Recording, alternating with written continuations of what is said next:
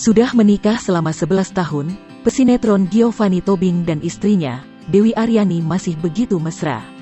Menurut pria yang akrab disapa Gio, ia merasa istrinya seperti teman dekat walaupun sudah berstatus suami istri.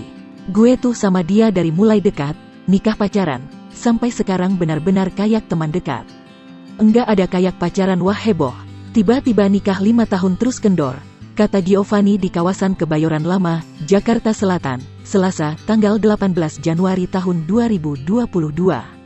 Bintang sinetron Liontin ini mengatakan, dirinya dan sang istri tak sungkan bergandengan tangan meski sedang keberpergian bersama anak-anaknya.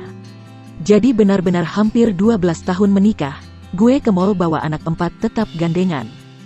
Kayak benar-benar pacaran aja, tutur Giovanni. Selain itu, ia juga sering jalan sama istri tanpa didampingi anak-anaknya.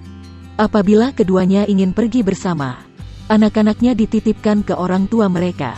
Karena hal tersebut, hubungan Giovanni dan sang istri masih mesra hingga kini. Kalau gue mau jalan berduaan sama dia, dia tinggal telepon mama mertua. Ma titip anak-anak ya, udah jalan berdua, enggak ada yang gue harus gini ya gue jaga. Benar-benar jalanin kayak temenan aja, pungkas Giovanni.